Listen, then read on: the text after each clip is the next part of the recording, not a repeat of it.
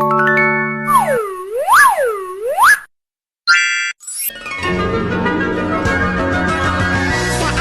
berpetualangan, datang ke Taman Pelangi.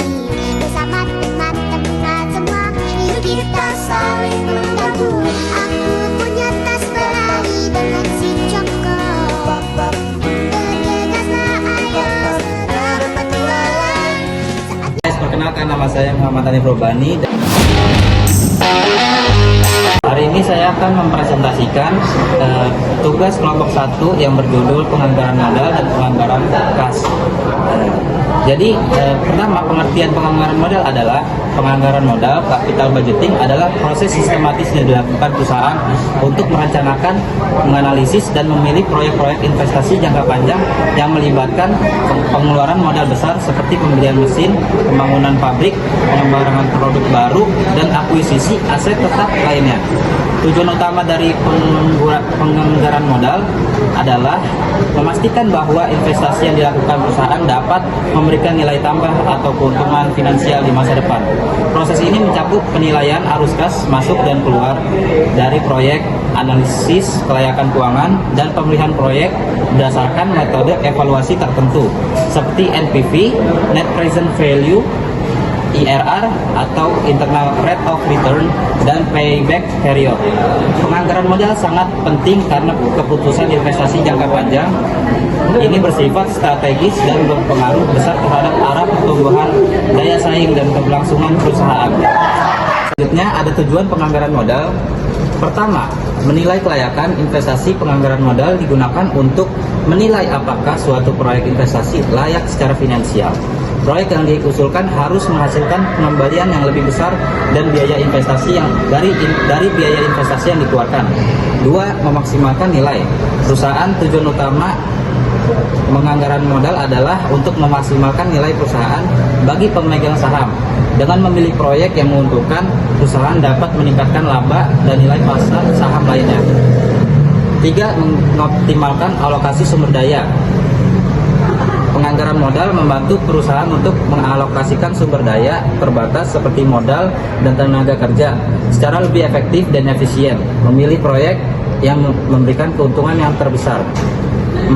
Meminimalkan risiko. Proses ini memungkinkan perusahaan untuk menganalisis risiko yang terkait dengan proyek investasi, baik itu risiko pasar, teknologi, maupun operasional.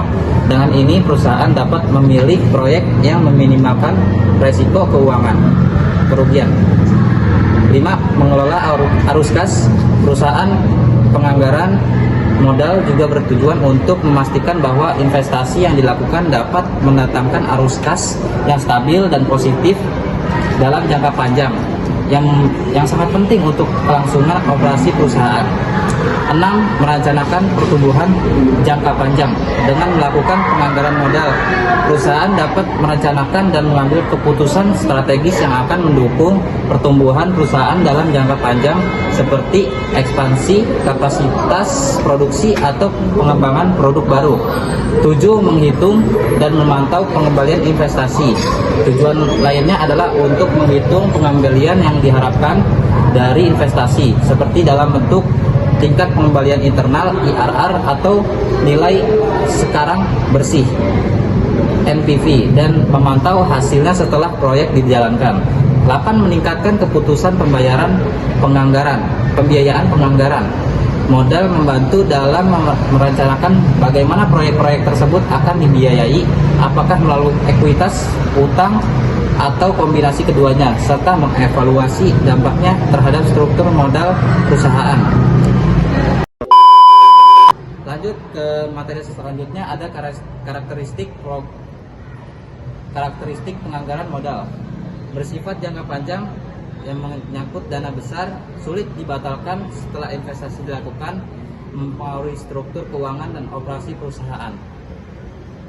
Lanjut, ada jenis-jenis investasi dalam penganggaran modal.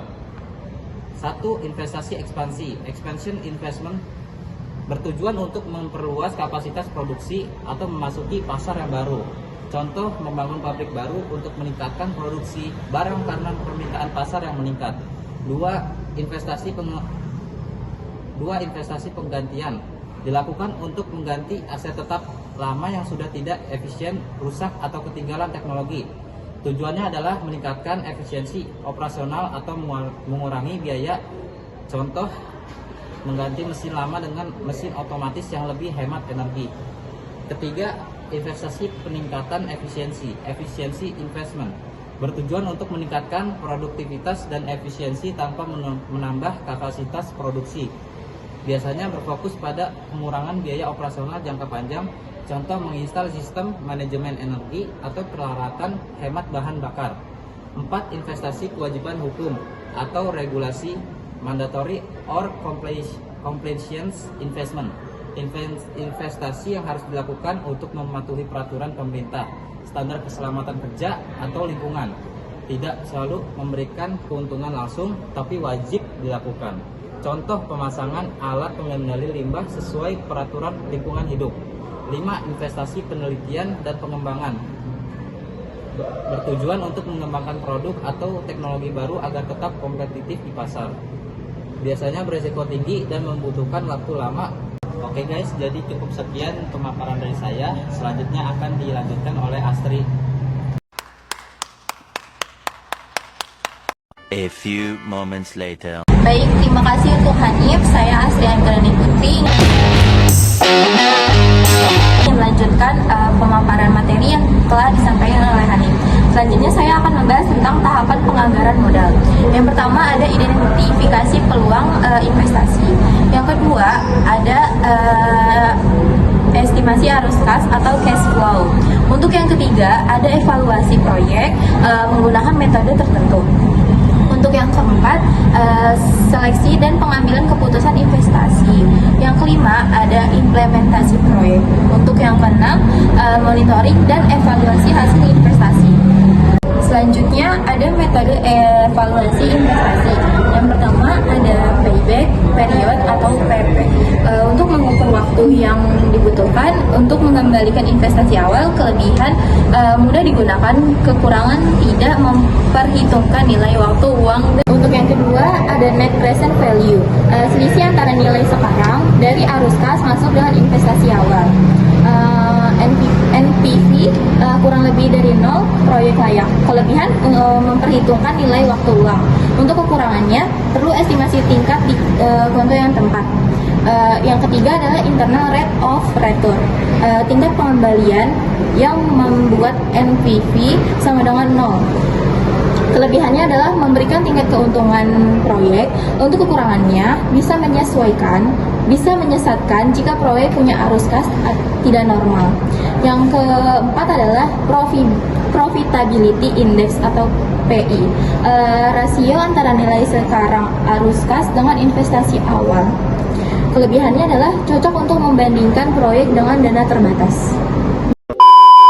Selanjutnya ada faktor yang mempengaruhi penganggaran modal. Untuk yang pertama itu ada estimasi arus kas. Yang kedua ada tingkat diskonto atau cost of capital. Yang ketiga ada risiko proyek. Untuk yang keempat ada inflasi. Dan yang kelima adalah pajak dan peraturan pemerintah. Selanjutnya akan dibacakan oleh Cantika. Oh my god!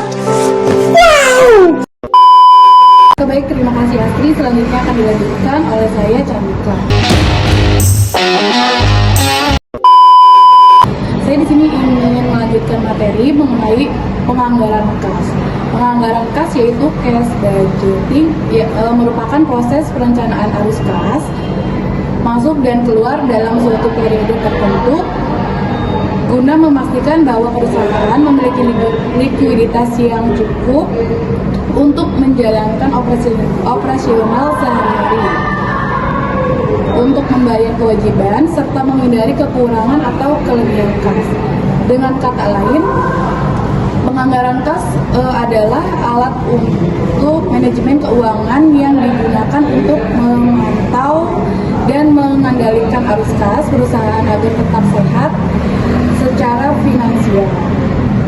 Selanjutnya itu ada tujuan penganggaran kas. Yang pertama itu menjaga likuiditas perusahaan agar dapat memenuhi kewajiban jangka pendek. Lalu yang kedua itu ada memprediksi kebutuhan dana, pinjaman atau investasi. Yang ketiga yaitu menghindari kelebihan kas yang tidak produktif. Yang keempat, menyusun perencanaan keuangan yang tepat. Yang kelima itu mengantisipasi resiko keuangan dan pengambilan keputusan tepat waktu. Selanjutnya itu ada komponen utama dalam penganggaran kas, yaitu yang pertama itu ada arus kas masuk atau cash inflow. Di sini tuh untuk penjualan tunai, penerimaan piutang, pendapatan bunga dan dividen. Lalu penjualan aset dan juga pinjaman dari pihak luar. Lalu yang kedua itu arus kas keluar atau cash outflow, yaitu pembelian bahan baku atau barang, lalu pembayaran gaji dan upah, pembayaran sewa listrik, air, dan juga pembayar utang dan bunga. Yang terakhir itu pembelian aset tetap.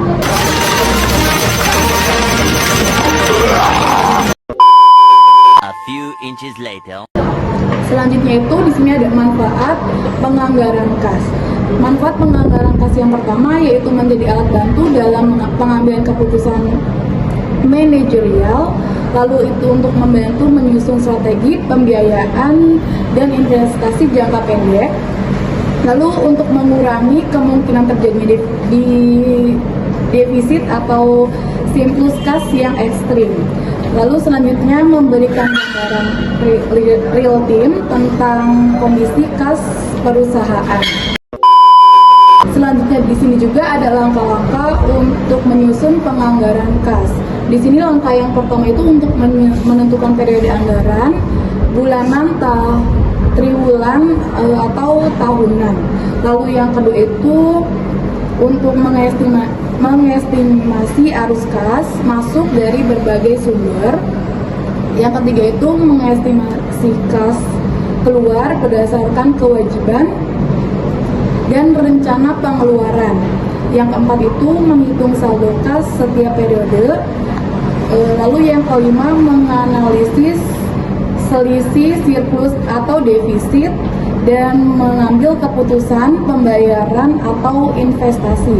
Lalu yang terakhir di sini itu untuk meninjau ulang dan menyesuaikan rencana berkala.